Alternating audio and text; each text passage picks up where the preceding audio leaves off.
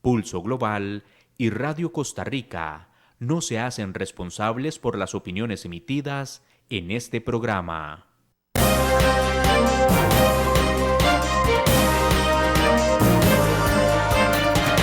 Pulso Global es un espacio que busca analizar los principales escenarios, fenómenos y acontecimientos en el panorama internacional, desde un análisis serio y académico que busca generar insumos para que cada quien pueda construir su propio criterio. Porque comprender lo que pasa en el mundo y cómo incide en nuestro entorno es imperativo. Le invitamos a tomarle el pulso al acontecer internacional junto con nuestros analistas Gerald Solano y sus invitados.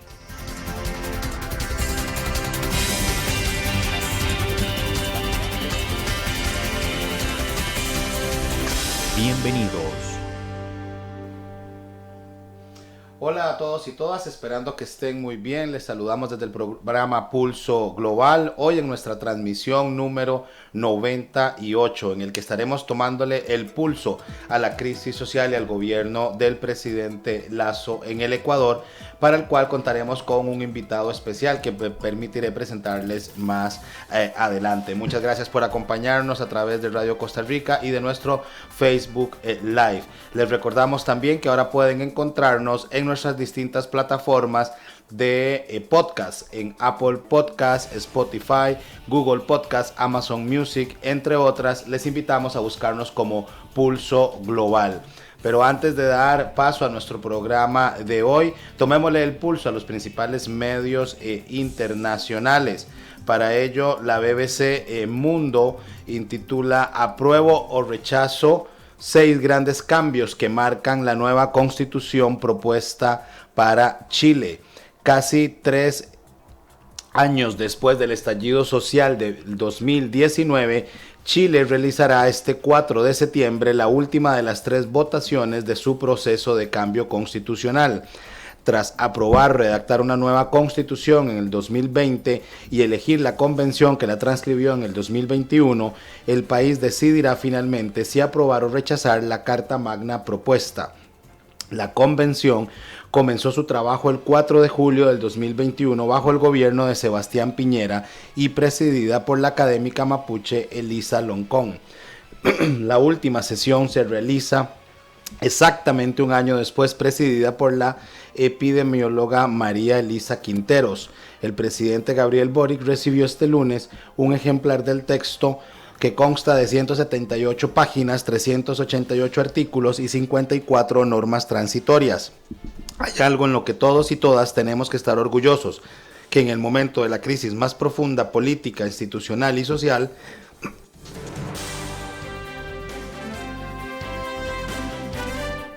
que ha vivido nuestra patria en décadas, los chilenos y chilenas optamos por más democracia y no por menos, subrayó Boric durante la ceremonia de este lunes. Hoy es un día que quedará en los anales de la patria. Hoy empezamos una nueva etapa. Se trata de leer, estudiar y debatir la propuesta constitucional, indicó el mandatario, quien firmó el decreto que convoca oficialmente el plebiscito del 4 de septiembre para ratificar o rechazar el texto. Si gana la opción apruebo, la flamante Carta Magna empezará a regir in actum y a medida que se creen los nuevos órganos que contempla, como una Agencia Nacional de Aguas o la Cámara de las Regiones, que reemplazará al Senado.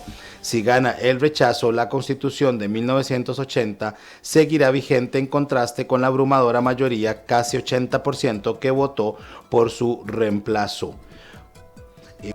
Noticias, la DW titula "Suecia reitera apoyo a Ucrania y aboga por más sanciones contra Rusia". No se puede permitir que Rusia logre algún objetivo destruyendo los cimientos del derecho internacional, sostuvo la primera ministra sueca Magdalena Andersson junto al presidente ucraniano Volodymyr Zelensky. La primera ministra sueca Magdalena Andersson pidió en visita a Kiev este lunes que Europa aumente su apoyo a Ucrania y se impongan nuevas sanciones contra Rusia.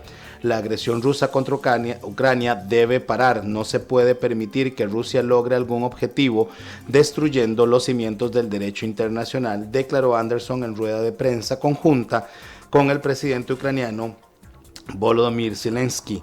En este sentido, la líder escandinava sostuvo que la mejor forma de ganar esta guerra es reforzar el apoyo a Ucrania y aumentar la presión sobre Rusia con nuevas sanciones. Tras haber visitado varias ciudades de la periferia de Kiev, la primera ministra sueca dijo haber visto calles y plazas donde hay cráteres en lugar de casas familiares y donde se cometieron crímenes horribles durante las primeras semanas del conflicto. Condeno la absurda y cruel agresión rusa, la muerte de civiles, entre ellos muchos niños, lamentó la premier. Por otra parte, la agencia Reuters intitula: un reportero de Al Jazeera probablemente muerto por disparos involuntarios desde posiciones israelíes, dice Estados Unidos.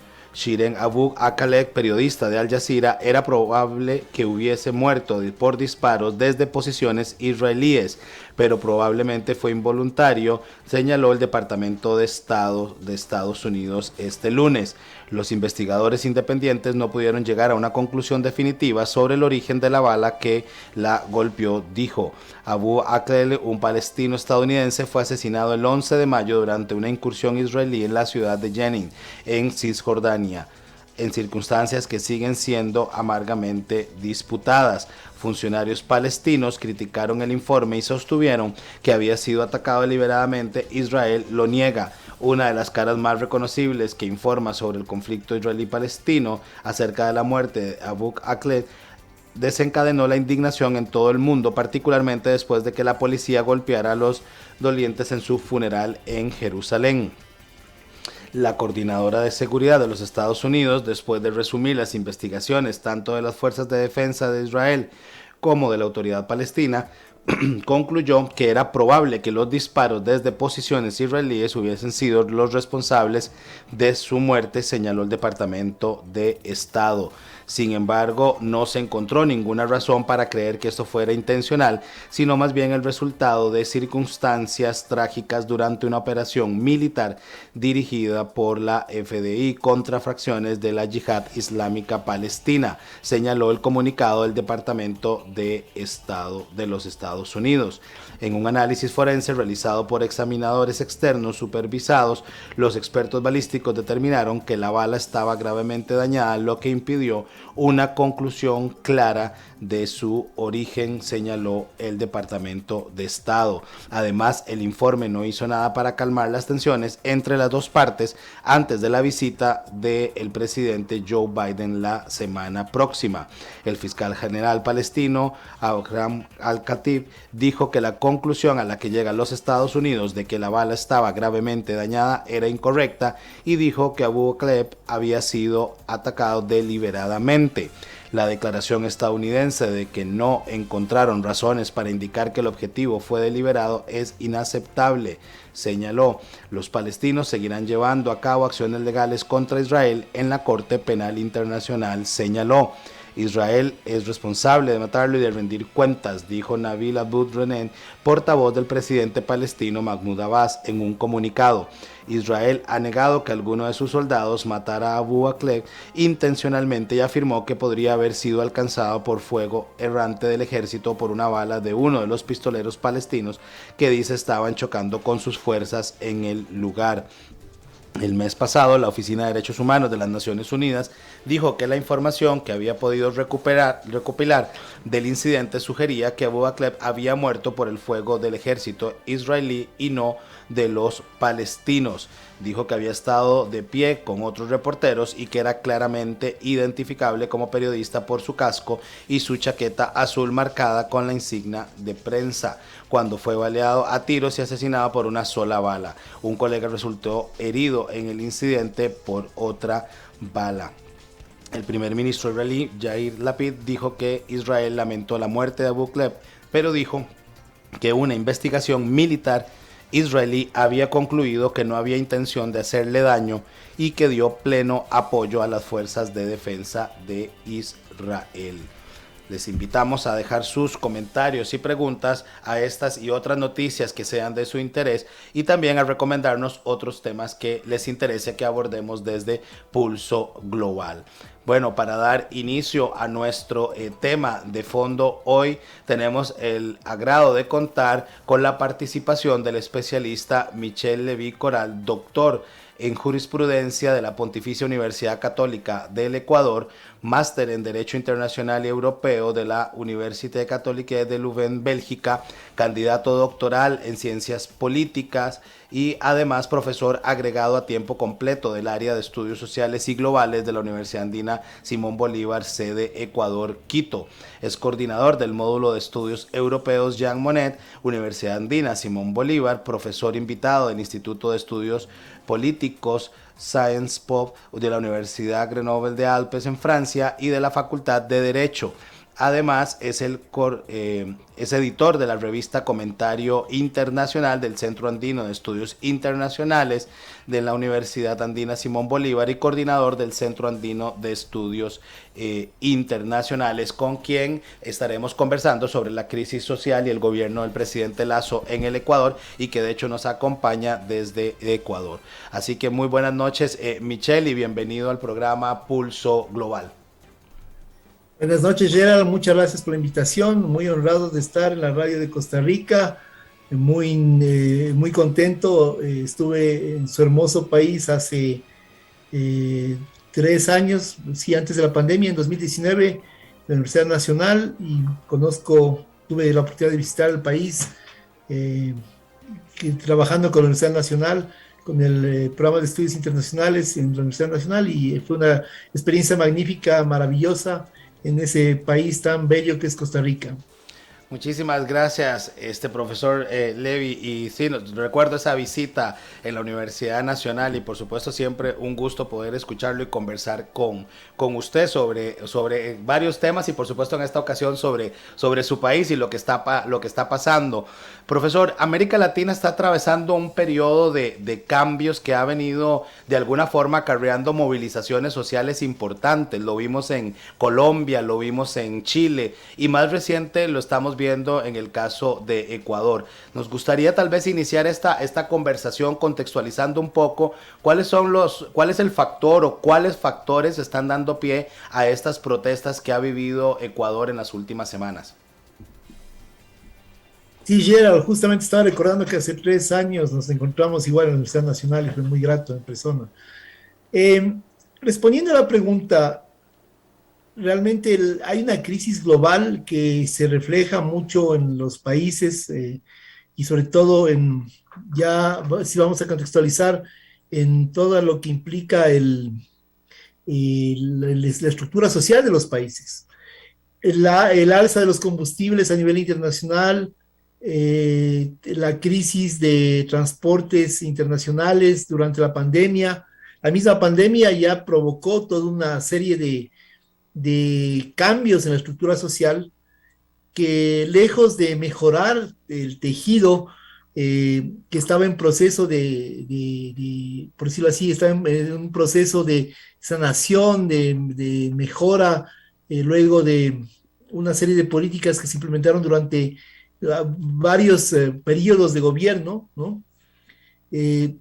La pandemia lo que hizo fue justamente cortar esa dinámica y además generar ciertas barreras y distancias que se reflejaron justo antes, en el año 2019, cuando hubo los levantamientos en octubre en el Ecuador y en otras partes de la región, y al mismo tiempo cambios radicales ya en 2020. Todos tuvimos que encerrarnos, tuvimos que estar en una dinámica muy diferente a la que teníamos de forma normal. Y obviamente al salir de la pandemia podíamos haber mejorado la estructura. Estamos en un camino tratando de mejorar la estructura socioeconómica, pero la guerra de Ucrania fue un factor que, aunque parezca increíble, cambió la estructura económica a nivel global. Hay que ver que Ecuador exportaba a Ucrania y a Rusia unos 1.200 millones de dólares en el año 2021. No es poca cosa, es un mercado que son dos mercados que eran muy importantes. A raíz de la guerra, obviamente eso bajó. Y más allá de la guerra, pues obviamente la crisis económica, el resultado de la pandemia y también la inflación global y también una determinación de factores socioeconómicos hicieron que el país tuviera unos indicadores sociales que no eran los mejores. Obviamente, esta crisis social, estos indicadores que se reflejan en las personas, en su capacidad de tener una vida digna, aceptable, que puedan tener un poder adquisitivo en un momento fuerte de crisis, con combustibles bastante altos, a pesar de que el país es productor de petróleo, pero el Ecuador importa combustibles, no tiene una capacidad de generación propia de combustibles, es muy limitada, tiene una refinería que no produce, no satisface el consumo nacional, entonces el país importa y además el combustible en el Ecuador es subsidiado, tiene un alto subsidio del Estado, eso implica que el Estado, el precio que está fijado no es un precio real, no es un precio de mercado, es un precio que tiene un valor que está cubierto por el Estado, que es bastante alto. Los indicadores señalan que para el año 2022 el porcentaje de subsidio del combustible de la gasolina corriente y del diésel, que son los combustibles de mayor consumo, llegaría a más o menos unos 3.000 millones de dólares. Es casi el presupuesto nacional de la educación y de la salud. No es poca cosa. Entonces, a pesar de toda esta, por decirlo así, esta facilidad que implica la subvención a los combustibles, hay una crisis social y económica en el país que se ha manifestado durante mucho tiempo atrás. Ya desde hace 10 años, ya los movimientos sociales estaban inconformes. En el año 2012 la crisis ya comenzaba a sentirse y eso llevó justamente a algunos, algunas confrontaciones con el gobierno en esa época del expresidente Correa, que fue muy duro en reprimirlas, no fue muy amigable con los paros que tuvo que afrontar.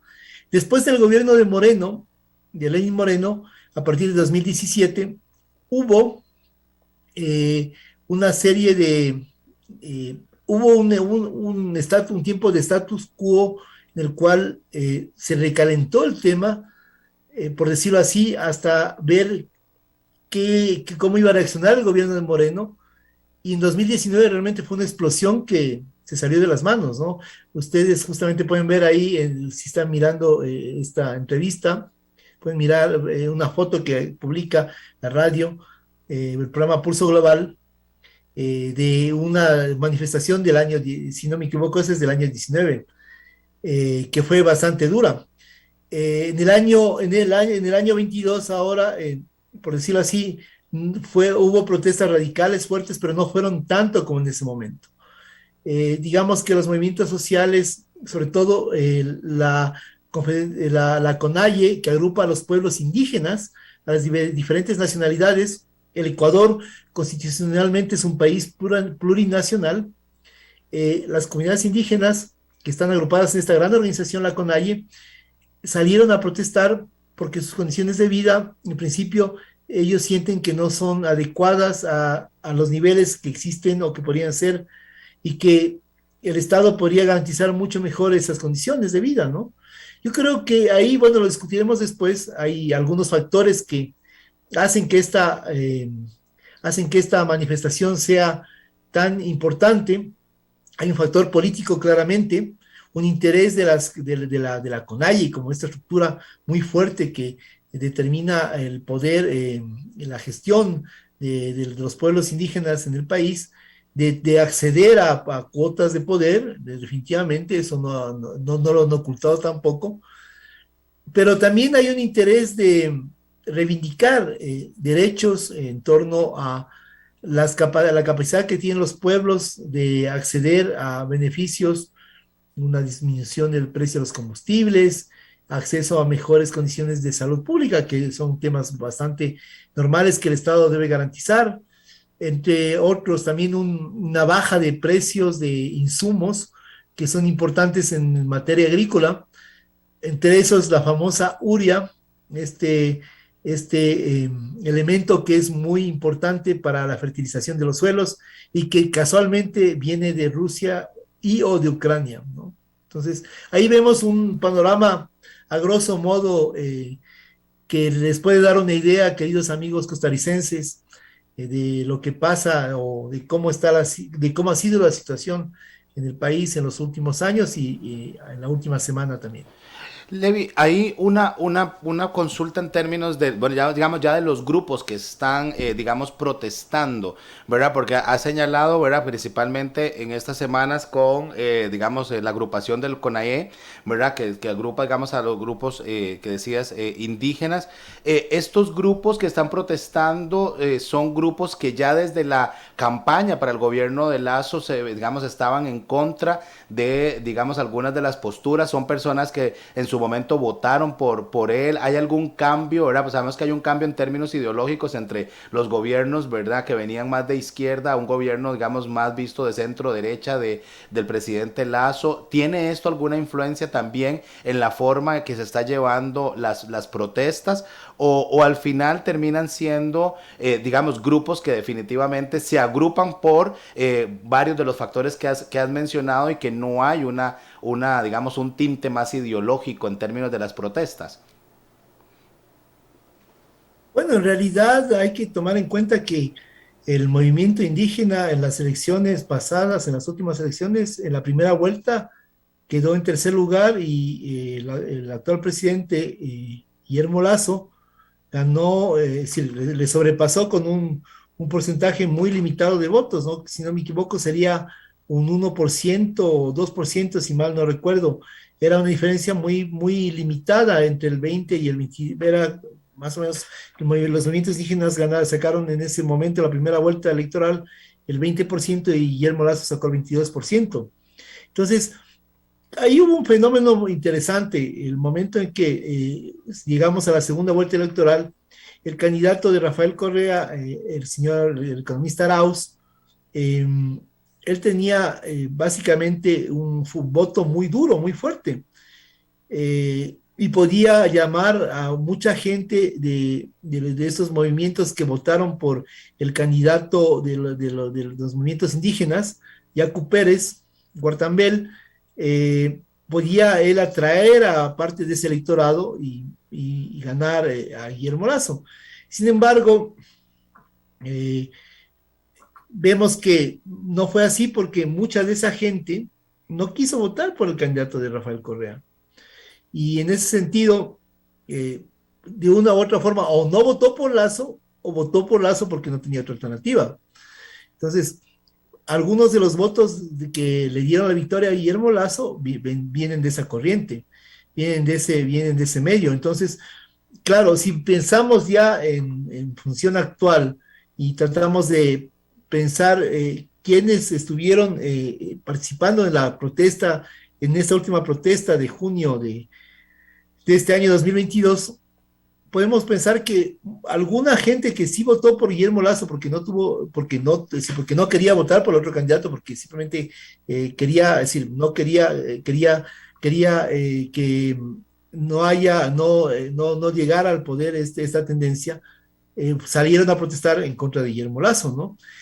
Es lógico que en gobiernos, en estructuras presidencialistas tan fuertes como la ecuatoriana, no haya una lógica de coalición política como se da en los gobiernos parlamentarios, en las democracias parlamentarias, las que las coaliciones tienen que generar unas estructuras de gobernanza que permitan justamente que los gobernantes puedan trabajar.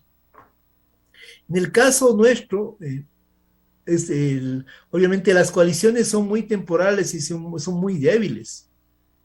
Entonces, normalmente las tendencias, las corrientes, no podría llamarles partidos realmente, que están representadas en la Asamblea Nacional, Estas corrientes tienen una relación que es muy coyuntural en torno a los temas que deben tratar, si son económicos, si son políticos, son sociales, agrícolas, de impositivos o lo que sea.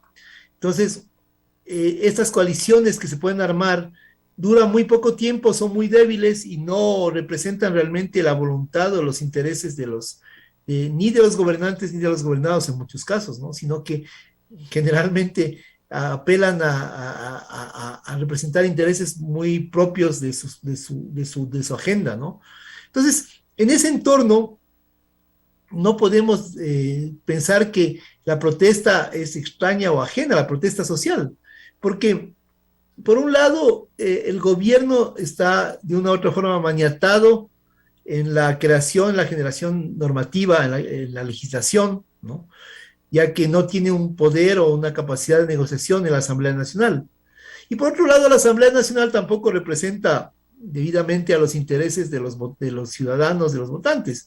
Representa los intereses de quienes seguramente financiaron sus campañas electorales. Entonces, en ese contexto, pues, eh, no solo los movimientos sociales son afectados dentro de esta estructura, sino también las clases medias del país, las clases trabajadoras que tienen que trabajar, valga la redundancia, en condiciones que no siempre son las más, condiciones las más apropiadas para desarrollar sus capacidades y para fortalecer la economía nacional. Entonces, ahí vemos que hay también una serie de elementos, tanto políticos, esta relación entre el Ejecutivo y el Legislativo, sociales, los intereses de los sectores de reivindicar derechos que no son debidamente tratados o reivindicados ni por el Ejecutivo ni por el Legislativo, y económicos que corresponden básicamente a las tendencias globales y también a las tendencias nacionales que se dan en torno a temas como el precio de los combustibles, el transporte, a temas cotidianos. La inflación en el Ecuador es más limitada porque el país está dolarizado desde el año 2000, desde el año 99-2000. Entonces, tal vez ese no es un tema de fondo, pero cuando hay una crisis y sube la inflación, se siente igual, ¿no? Es decir, en todas partes, tal vez no a los niveles que haya en otros países. Hace unos días escuchaba, de hecho creo que fue a finales de la semana pasada, el viernes, si no me equivoco, al canciller ecuatoriano, a Juan Carlos Holguín, y él decía en la entrevista que dice, ganamos una elección escuchando a la sociedad civil, pero cuando llegamos al gobierno abandonamos esa prioridad. Puede, digamos, señalarse que efectivamente el gobierno del presidente, digamos, Lazo digamos, olvidado, ha dejado esa prioridad de lado, no está escuchando a los grupos, porque incluso se hablaba de una metodología propuesta por Naciones Unidas y la Unión Europea para alcanzar este diálogo con los distintos grupos, pero a pesar de este, digamos, esfuerzo, pareciera que el diálogo no había, digamos, avanzado, por lo menos así lo escuchaba señalar al canciller.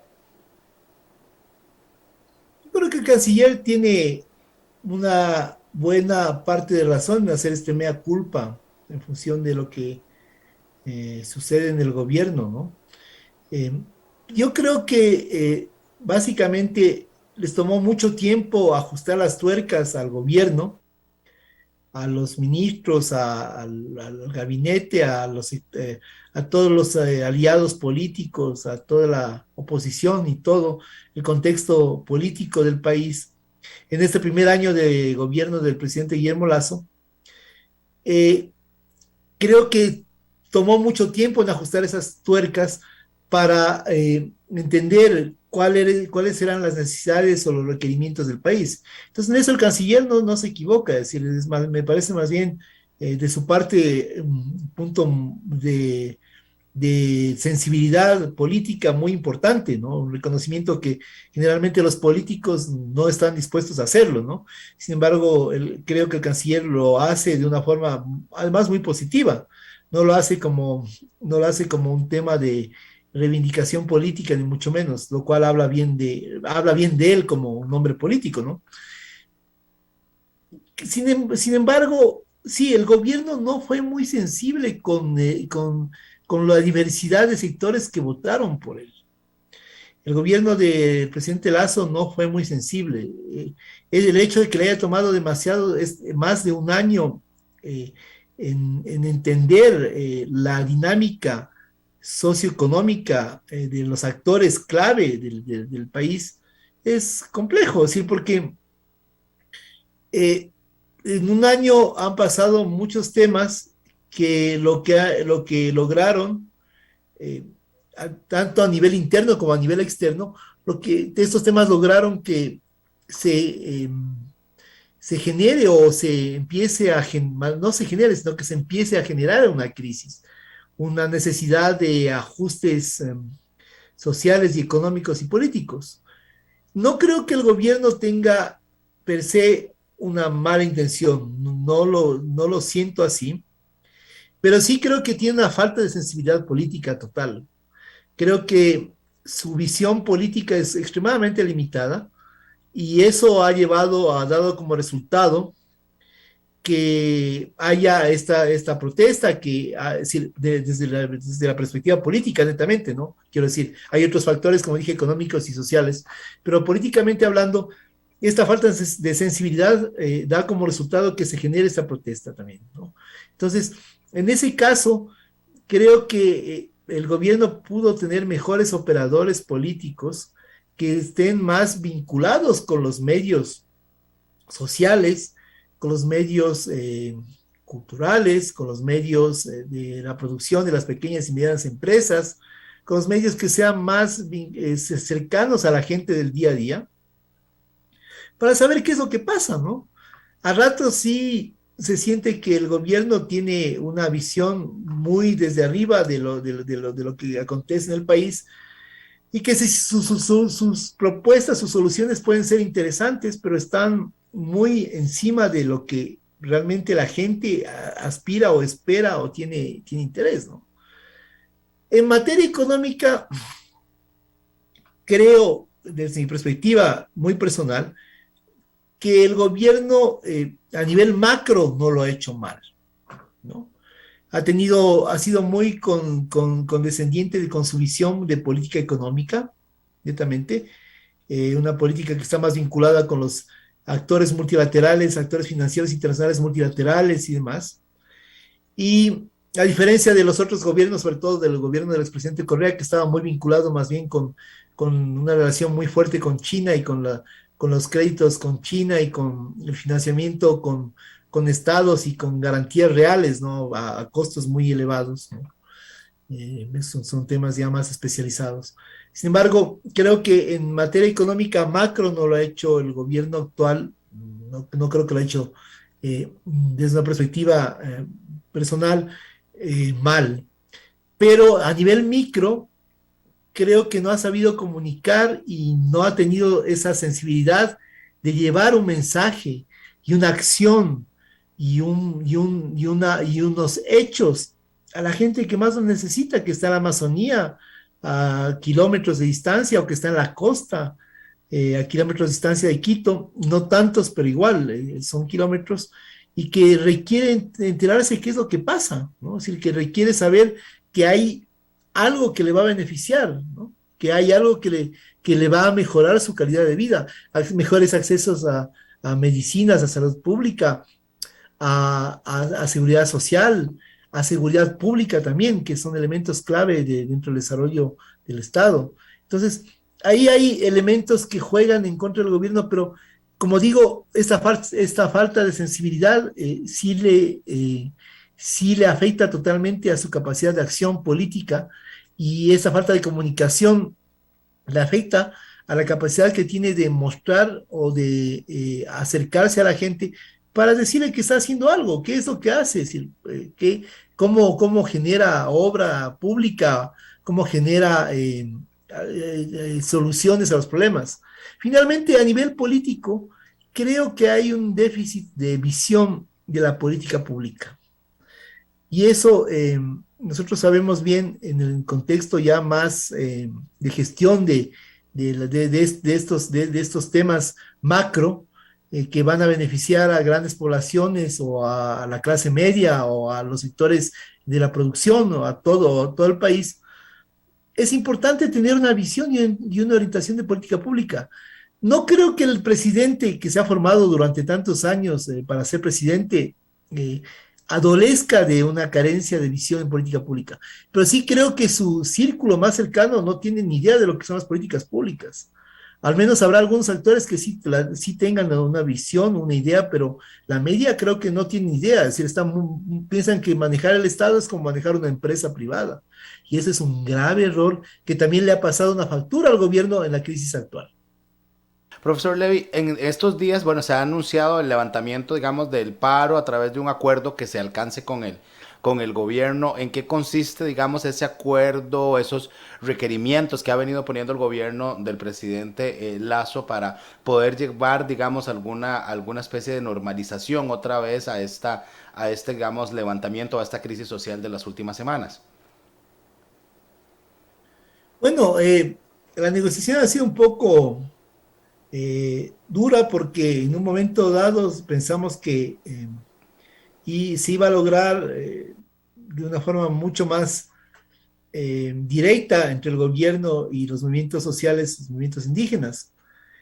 En realidad ya el presidente cedió de poco a poco en posiciones que eran parte de las demandas de los movimientos indígenas y sociales, ¿no? Un tema básicamente, primero un tema muy simbólico de cesión de espacios, el uso de la sede de la Casa de la Cultura Ecuatoriana que está en Quito, que normalmente siempre ha acogido a los movimientos sociales indígenas en sus movilizaciones, en sus marchas, desde la primera del año 1990, la primera más cercana, ¿no? Y que estaba tomada por la policía, ¿no? El gobierno decidió cerrar esta estructura para evitar que se la tomen y evitar que sea un marco de una base, ¿no? Por decirlo así. Sin embargo, esa zona geográfica tenía un simbolismo importante dentro de la visión de la protesta social, ¿no? Otros temas de fondo que se pedía era justamente la derogación, la baja una baja sustancial del valor de los combustibles, de la gasolina extra, la gasolina corriente y del diésel. Originalmente los movimientos pedían que sea de hasta 40 desde 40 centavos sería, no hasta, desde 40 centavos. Tomemos en cuenta que la gasolina, el galón la gasolina corriente costaba 2.55, $2.55 más o menos, ¿sí? Por galón, y el diésel estaba en 1.90, $1.90 por galón, ¿no? Entonces ellos planteaban que vuelva más o menos a unos valores en los que estaba en 2019, antes de la crisis que se dio. Eh, Sin embargo, el gobierno logró negociar y pues ha bajado 15 centavos a los valores ya señalados, ¿no? Al valor de los combustibles, de la gasolina y del diésel. Entonces, eso de una u otra forma, si bien no ha satisfecho el interés de los actores de la protesta, pero ha servido como una forma de buena fe, de mostrar buena fe del gobierno para señalar que pues ellos podrían pedir una baja más importante en un futuro a corto plazo, ¿no? Otro tema importante son lo que se refiere a la explotación minera. Un tema importante es lo que se refiere a la explotación minera, a acuerdos, decretos ejecutivos, legislación emitida por el presidente sobre la legislación minera y la legislación de explotación petrolera, que lo que busca es, de acuerdo a lo que señalan los movimientos, eh, una racionalización de esta explotación. Buscan que no se afecten las fuentes de agua, lo cual me parece muy importante, que no se afecte a los ecosistemas, al medio ambiente en general, ¿no? Si, de las zonas donde se explotan, que se limite o se prohíba la explotación a gran escala.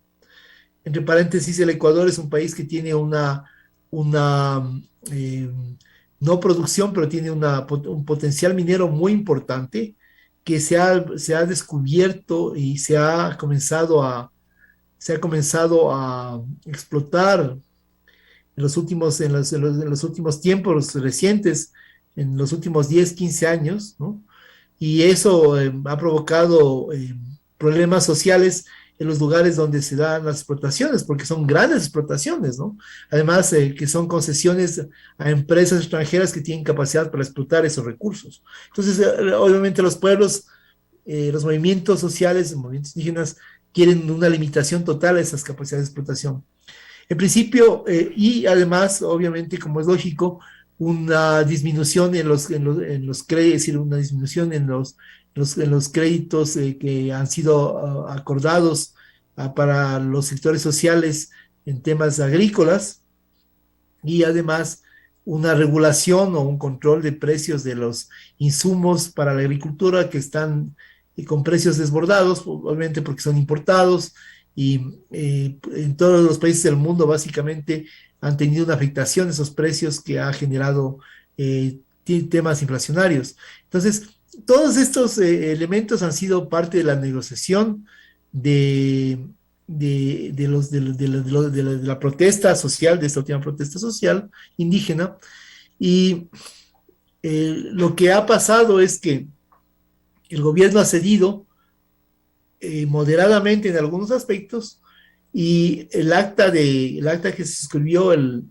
jueves pasado lo que establece es que debería, eh, debería continuarse o va a continuarse con un seguimiento a esta negociación que permita a estos actores pues evaluar en 90 días los resultados que se tenga de la protesta, ¿no? Es decir, qué se ha logrado, qué se ha mejorado en temas de salud, en temas de explotación minera y petrolera, en temas de gestión de los combustibles, de los recursos naturales, en tema de mejora del control de precios, mejora de los precios de los insumos para la agricultura, y entre los que señalemos como más importantes. Profesor, ahí en esa, digamos, en ese contexto, la mayoría de las protestas, digamos, sociales siempre tienen un impacto, digamos, directo en los temas económicos. A nivel, digamos, económico, ¿cuál es el, digamos, el punto en el que puede quedar Ecuador en este momento durante y post, ¿verdad? Estas movilizaciones. Bueno, el gobierno ha buscado generar una serie de negociaciones de comercio importantes con socios clave del país a nivel global, ¿no? Creo que la más importante que ha señalado el presidente desde su toma de mandato y desde antes de que asuma el poder era la de la Alianza del Pacífico, que el Ecuador sea Estado parte de la Alianza del Pacífico. Entonces, eso ha generado una negociación más profunda, sobre todo con Chile y con México, sobre todo con México, que es un país con el que no había un acuerdo de comercio, ¿no?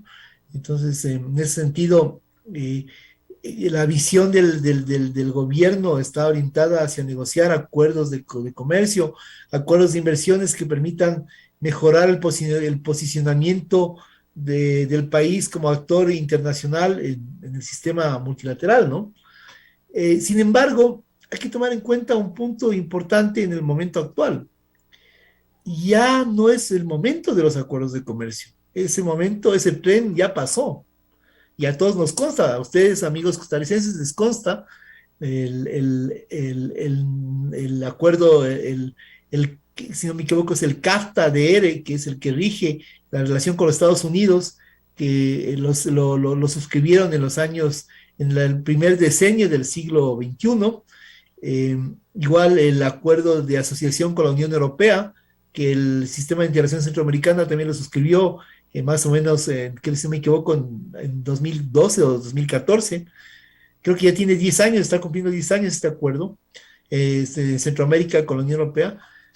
Eso hablando de Centroamérica, pero si miramos de la lógica de otros países que son eh, paladines de la apertura de comercio, como Chile o como Perú, ellos tienen acuerdos que son ya ya son acuerdos un poco antiguos, ¿no? Y que ya están negociando la renovación del acuerdo, la modernización del acuerdo.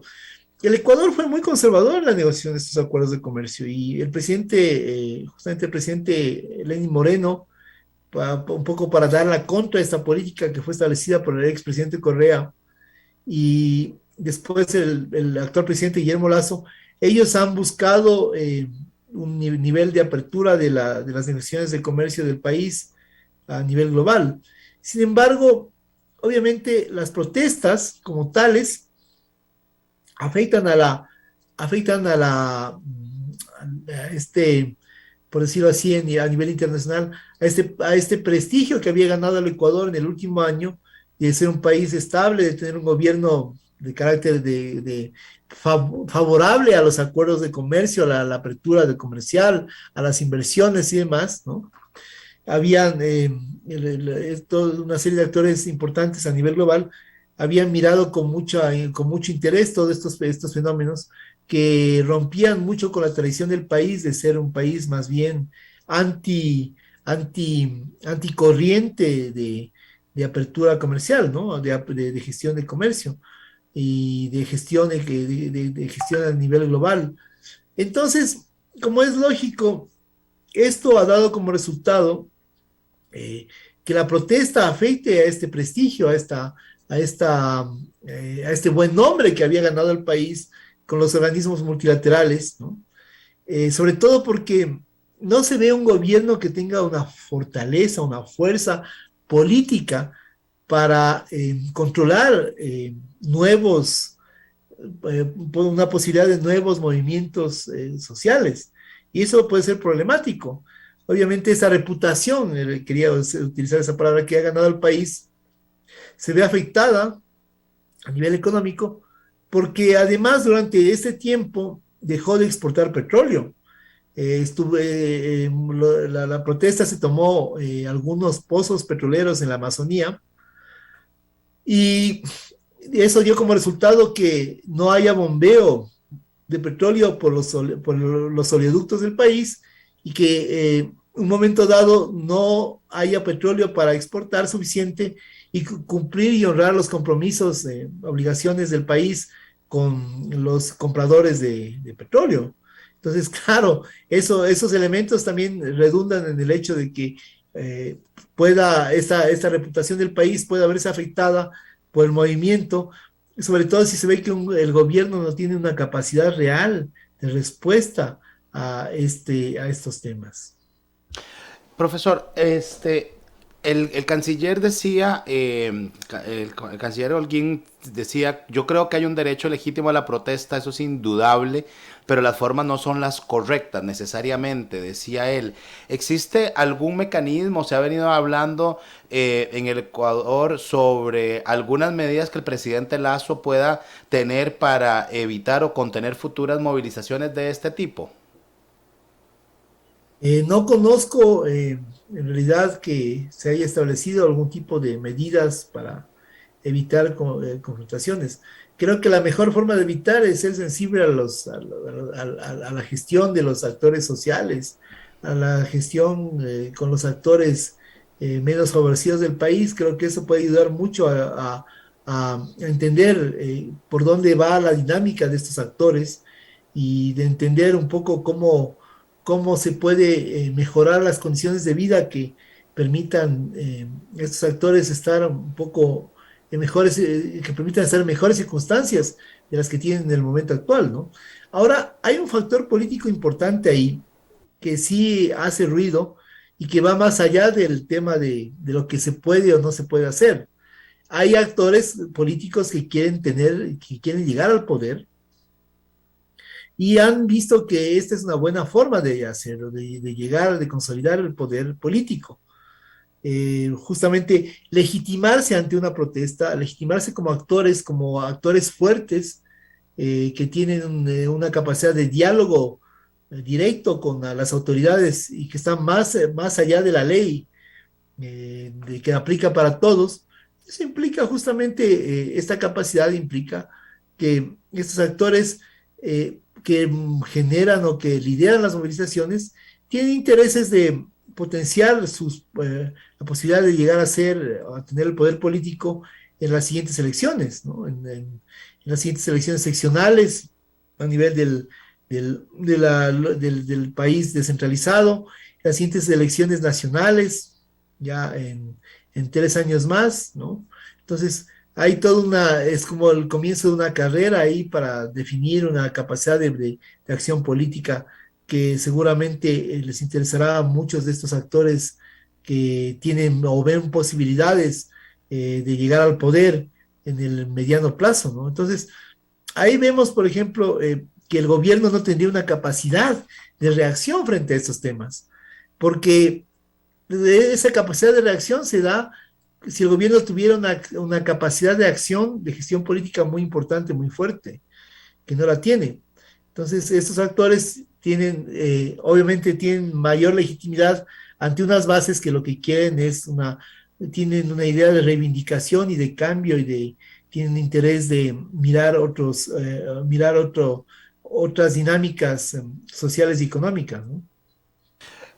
Recientemente, bueno, las elecciones hace unas semanas, Colombia, ¿verdad? Pasa después digamos, de una historia de verdad, de larga de gobiernos de centro derecha o derecha a un gobierno, ¿verdad? De Petro de izquierda que está generando muchísimas expectativas, ¿verdad? De los cambios que se van a hacer en Colombia.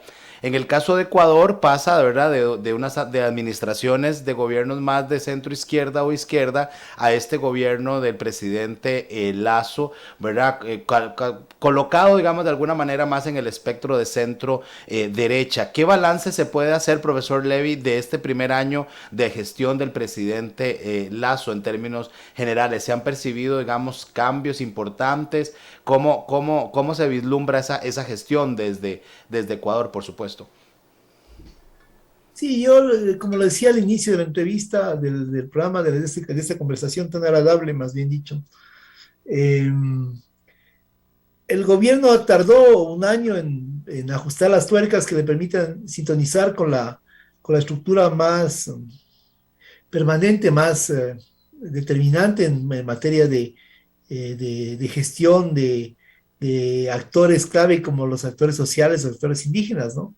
Entonces creo que en ese sentido el gobierno no lo ha hecho tan bien, porque seguramente sus capacidades de acción política son más limitadas de lo que ellos piensan, ¿no? Tal vez ellos pensaron que estaban haciéndolo muy bien, pero no evaluaron eso en la gente que recibe o no recibe los temas, ¿no?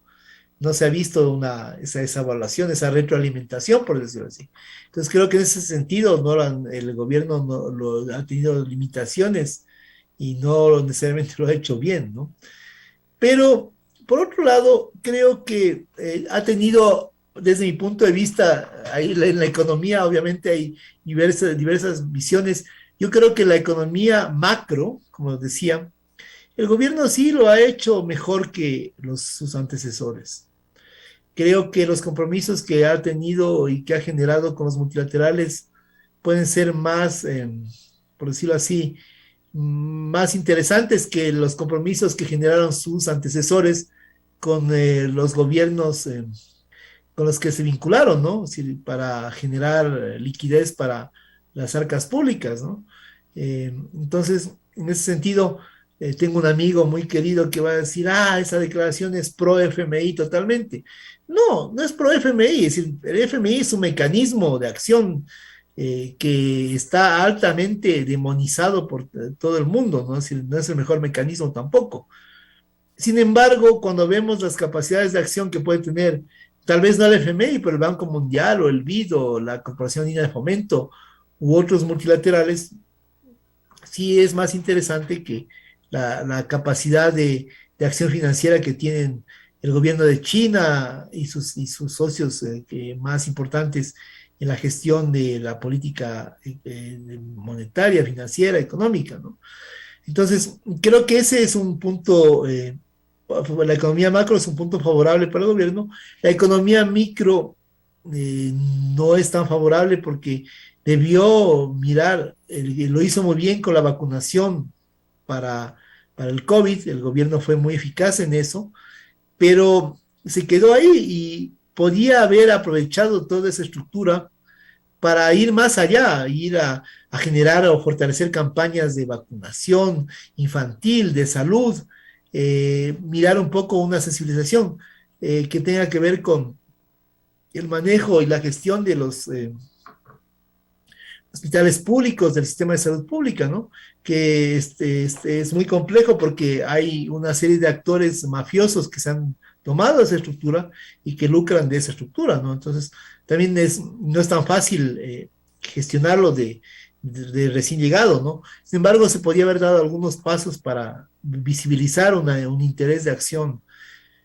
Eso ha demostrado justamente la falta de dar esos pasos para visibilizar acciones, ha demostrado que el gobierno políticamente no es fuerte, que el gobierno políticamente está sujeto a una dinámica de negociación con actores que le permitan generar mecanismos de gobernabilidad, ¿no? Y eso es grave porque obviamente esos actores siempre van a querer velar sobre todo primero por sus intereses, que no son los intereses del país, por cierto. Y eso es un problema que el gobierno le pasa la factura en el momento actual y que le puede pasar una factura muy fuerte en el momento futuro si es que no hace ajustes, ¿no? Ahora, el presidente ha declarado que va a hacer cambios en el gabinete el día de mañana. Entonces, después de la crisis, eso nos suena un poco interesante. Vamos a ver cómo ese gabinete refleja o un cambio de visión política o una continuidad y un fortalecimiento de la visión que ya tenía antes, ¿no? Profesor, lamentablemente el tiempo se nos va en las radios muy rápido, entonces quería agradecerle en primer lugar por haber estado en el programa hoy de Pulso Global, pero también extenderle una felicitación a su persona y por supuesto a la Universidad Andina Simón Bolívar por la adjudicación de la cátedra de la Organización Mundial del Comercio. Así que felicidades y un abrazo hasta Ecuador y muchísimas gracias por habernos acompañado esta noche.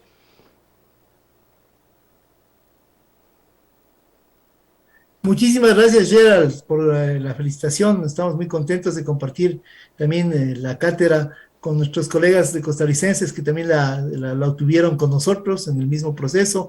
Estamos muy felices de trabajar con ustedes y queremos vincular y profundizar nuestra relación con Costa Rica, un país que para mí es un país que yo tengo muy queridos amigos en Costa Rica a raíz de estas relaciones académicas que hemos tenido desde este contacto con la Universidad Nacional y además que son una gente maravillosa realmente, les felicito, es un país que tiene un encanto muy especial y al que quisiera volver muchísimas veces más.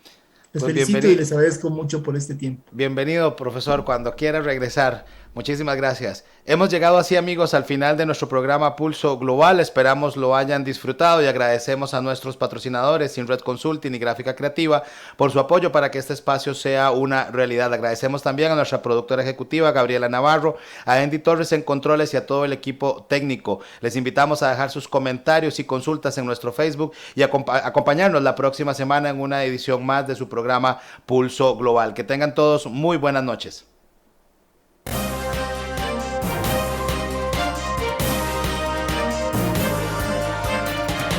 Esto fue Pulso Global.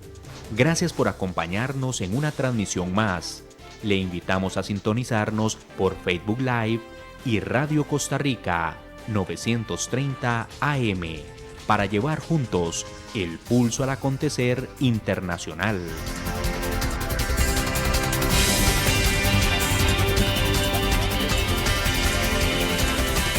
Buenas noches.